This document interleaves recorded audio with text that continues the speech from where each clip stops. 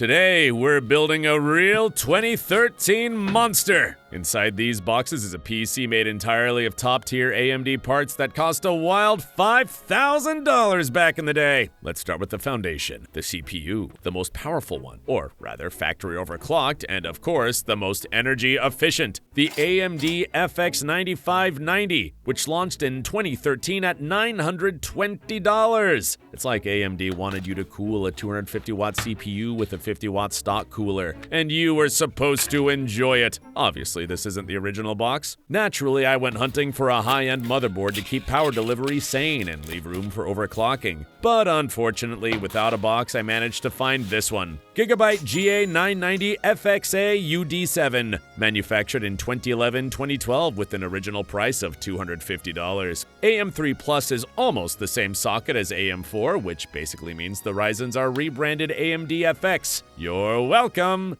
Go live with that now. Speaking of rebranding, a subscriber wrote me that he bought a Ryzen 7 5800X3D twice. As you guessed, both were fakes. You can tell by the gilded arrow. I'm holding what's most likely a dead first or second gen Ryzen because those had that big arrow. I really feel for the guy. He sank about $400. Moral of the story: don't buy from sketchy places. The XL ATX board is only a bit bigger than ATX, supports up to 32 gigabytes of RAM, and comes loaded with overclocker toys, power and CMOS reset buttons, a postcode readout. Power delivery is an 8+2 phase setup. And check out how many GPU slots there are. This thing was made for 3-4-way Crossfire. I should probably drop the CPU in now before you get the urge to buy this wonderwaff for your own overclocking adventures. For memory, of course I went top shelf. Judging by what I paid, it's still top shelf for the seller today. I grabbed 2 kits, so 4 sticks of G-Skill Trident X. At launch, they were $400 for 32 gigabytes with an XMP profile that, naturally, only works in dreams when you're running 4 DIMMs, but enough gloom and doom. Let's slot the sticks in like they've lived on this board their whole lives. As for the cooler, it's new, a Noctua NH-D15, which went for about $100 in 2014. I actually wanted an AIO from that era, but finding a working one from 2013, and in Ukraine no less, is a quest for a superhero. And from the tests I've seen online, this Noctua doesn't just keep up with liquid coolers, it's quieter too.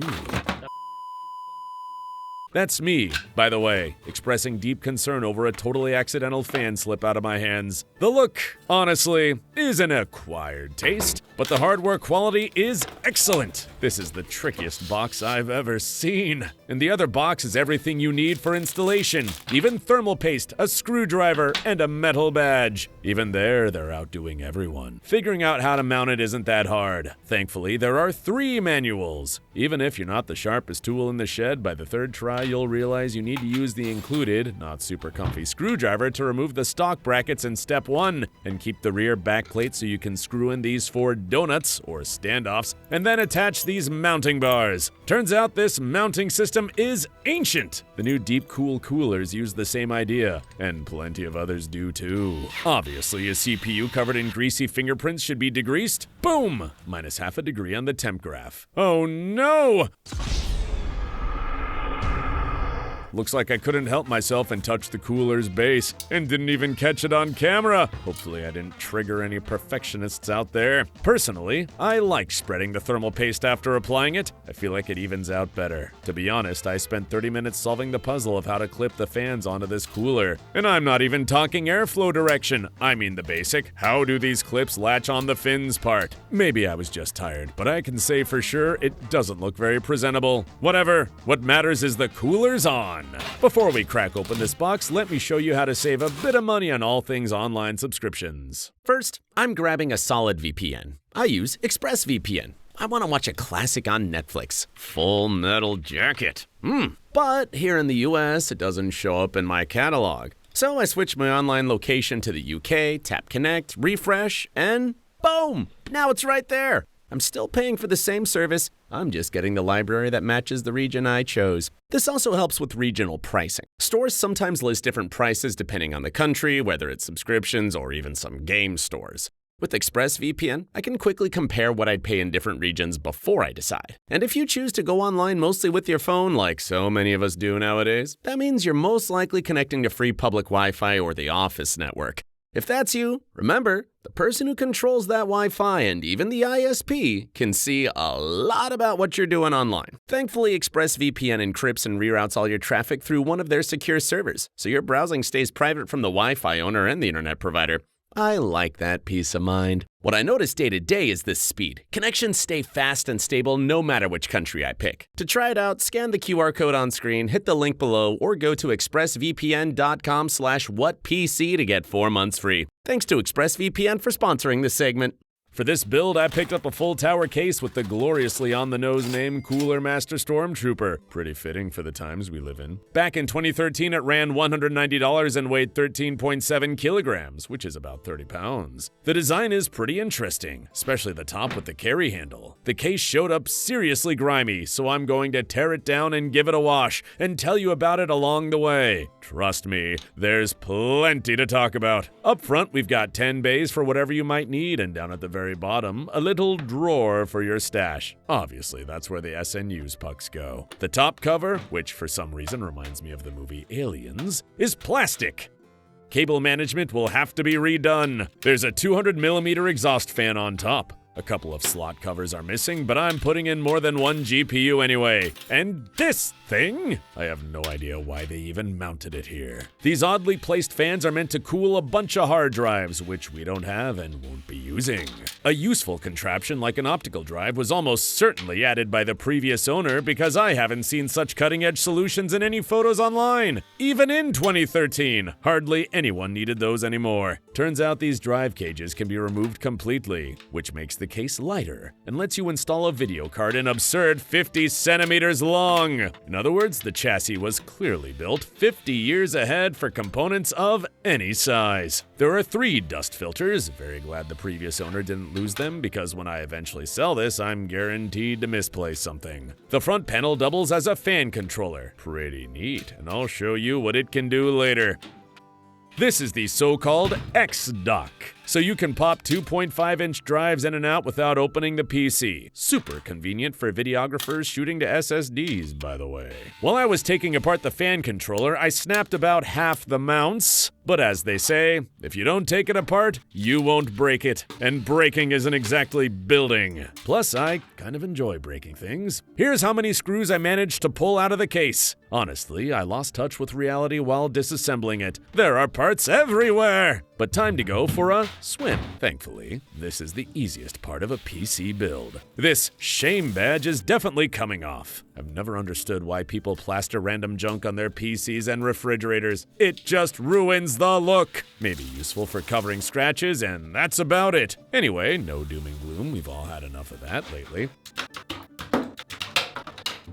Okay, now everything's clean and looking like new, and some pieces still have the factory film. Props to the previous owner for that. Still, I've got a lot of screws left to turn. I don't know why I'm torturing you with these shots. Tell me in the comments if you even like this kind of content where I show every single part in detail, or should I just cut it out? I'm genuinely curious, because when you film all this and then edit it, watching the same clips 10 times, you lose touch with reality and can't tell what's interesting anymore. Well, great, went a bit overboard, but it's fine, just a small crack. Apparently these cages can also be installed this way, but I learned that too late, so I rebuilt it exactly like it was. Hopefully I never have to take it apart again. That said, I do like this case. It was especially fun to lug around during the shoot.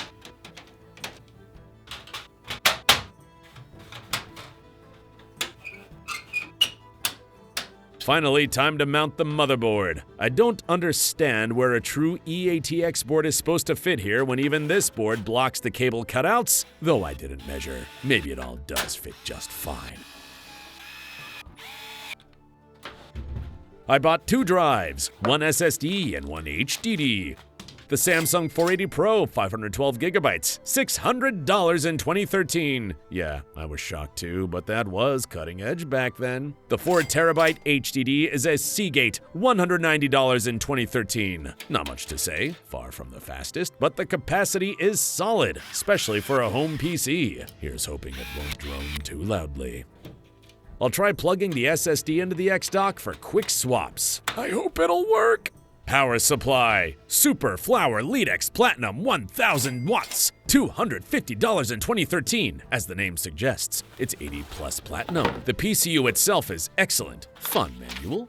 Fully modular, hopefully it'll cover the whole build. In some spots, it's basically like new. I'll hook up the essentials now, and you'll see why I'm a little nervous about whether it can power the entire system, because obviously we're not stopping at one GPU. I'll also start tidying the cables. Honestly, cable management here is about as easy as in modern cases. By the way, I originally planned on a different case, this one, and to restore it, but the seller turned out, quirky. We agreed on a price, I sent a deposit, and 3 days later he says he won't ship for that little money. So, yeah, wasted my time. Shame, because the case was cool. Good thing he at least refunded the deposit. Anyway, enough bad vibes. It's about to get better. The graphics card. This used to be the dream of many AMD diehards. A subscriber, Dimitro, sent it. Massive thanks. Without him, this video would be way less interesting because you almost never see these used anymore. It's the legendary AMD Radeon R9 295X2, released in 2014 with a wild $1,500 launch price. You'll be surprised what they go for on eBay now. But it's worth it because this thing is an engineering showpiece. The second card, technically the third, will be one that's near and dear to me. The Radeon R9 290X 2013, $550 at launch. This turbine, by the way, spins at 5,000 RPM, but from the sound of it, you'd think it's doing 5,000 per second. This card is fire, literally and figuratively. As you've guessed, we're doing a so-called three-way Crossfire. Not two, but three cards working on a single game. The combined rated draw of this Radeon Zoo is 790 watts, though in practice it's lower. Since the 295X2 is filthy, I decided to service it, and we'll peek at how it's built. Under the metal shroud are two Asetek water blocks. Rock solid stuff. Asetek makes liquid coolers for the big brands, and after 12 years, there's not a single leak. Everything about this card screams built for the ages. Almost no plastic, besides the fans, and the backplate isn't just metal, it's thick. I was going to replace the thermal pads, but after a look, these could last another 30 years. Just look at this massive slab of aluminum. The reason there's so much metal is simple. There are 32 GDDR5 memory chips, 256 megabytes each. They dump a lot of heat, so you need serious cooling. Oh man, the dust in here. Looks like this card was never serviced or opened because the thermal paste is clearly factory. So yeah, tearing it down wasn't for nothing. I'll finish disassembling a few bits and then go for a swim. Obviously, I'm not changing the coolant in this AIO, so I'll just rinse the radiator thoroughly under the tap to clear out the dust so it sheds heat better. And that's it. Honestly, the card runs pretty cool as is. This cooling setup actually works. Before the teardown, I never saw more than 65 degrees Celsius on it, so this is mostly for neatness. I'm not going to scrub the PCB within an inch of its life either. By the way, the right die seems to have a tiny spot. See it? Maybe somebody at the factory dropped something while mounting the cooler. But everything works perfectly, so it passed QC. I'll finish cleaning the small stuff and put regular MX4 on the die. Probably I should have logged before and after temps, but I forgot. Either way, fresh paste beats dried paste. Even if it doesn't show up much on charts, it'll pop somewhere in the hotspot, which, by the way, we don't even read here. The card's metal plates are so massive you don't even need a support bracket. There's zero sag.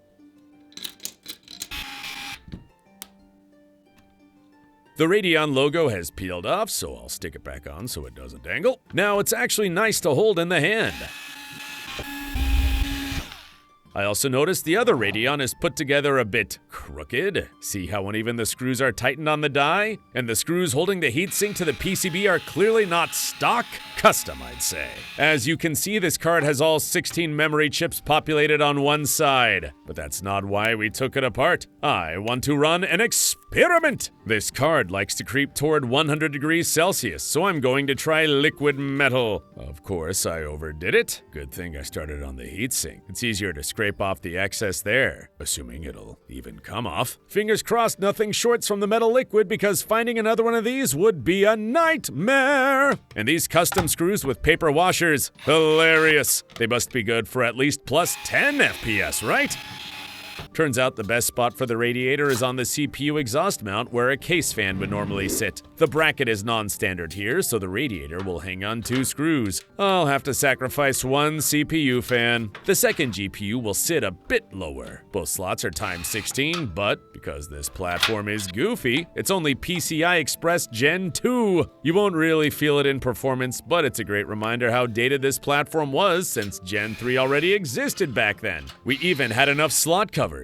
The rig is almost assembled. 19.5 kilograms, that's 43 pounds! And that's without the side panels. The PC already looks solid, but my favorite part remains. Cable management. By the way, the SSD I stuck in the X dock wouldn't detect, so I moved it inside the case. Fun times. Anyway, lots of folks will ask, because people already did on the other channel, about the fancy keyboard. Links in the description. As I mentioned, the case has a built-in fan controller. You can control fan speeds and toggle the lighting. Very cool. But let's jump into the BIOS and I'll show you what I overclocked. Yeah, the BIOS look kinda clashes with everything else here. For $250 on a motherboard. Yeah, that's, embarrassing. The best I could squeeze out of the clocks was 4.8 gigahertz per core because the board lacks a pretty crucial setting: load line calibration. And the memory flat out refuses to run over 1600. Doesn't matter if it's 2 sticks or 4. At least I managed to tighten the timings. Here are the before and after overclock numbers. Nothing to write home about, but it is what it is. It pulls 240 watts from the wall just idling, and 1,100 watts under full load. So that 1 kilowatt PCU is basically tapping out. Here's what the drives are doing. And thinking about this SSD, once costing $600, makes me a little sick. The hard drive isn't special either, and it's slower than modern HDDs. I'll start with the Crossfire test in GTA 5. Since 3 GPUs obviously outmuscle this CPU, I had to push the game to 1.5x 1080p. So 2880x1620. You'll say, you've got a nice monitor, why not set a proper resolution? Because this smart GPU doesn't have a single normal display output, so the display tops out at 1080p. And I can't route through the R9 290X, the one with sane ports, because then all 3 cards won't run in Crossfire. Long story short, on a single card with these settings, you're looking at around 20 FPS. Not exactly impressive. Now we flip on Crossfire with 2 cards, and the FPS literally doubles. That's what I call scaling. No extra stutter or hitching either. The tech works great. Ignore the choppy monitoring overlay. It's the overlay lagging, not the game. Add the 3rd card and it's another plus 20 FPS. We're at 60 to 70. So with 3 cards, we got triple the performance of 1. Honestly, didn't expect that. The problem is we nudged past 4 gigabytes of VRAM, and with 3 cards that triggered brutal stutters. If we hadn't hit the limit, it would have been perfect. Sadly, GTA 5 is the only game where I got all 3 GPUs to deliver true multiplicative FPS. Crysis 3 and BioShock scale too, but the CPU is just too weak to feel it. So let's move on and see what the CPU alone can do in modern games. For that, I'll let the Radeons take a nap and plug in a single RTX 4060, which, believe it or not, matches our 3 Radeons while sipping about 100 watts versus 500 to 600 watts for the trio. Firing up Crysis 3 on the 4060, and as you can see, the CPU is struggling. Constant FPS dips. In the new Kingdom Come, the frame rate is this. Overall playable, considering these are extreme settings. I tried launching Stalker, but those shaders, I never made it past the full compile. The game crashed out. Silent Hill, on the other hand, runs pretty well. And by pretty well, I mean more than okay for a 12-year-old CPU. You can even play The Last of Us Part 2 if you really want to. It does 40 to 45 FPS. Reminder,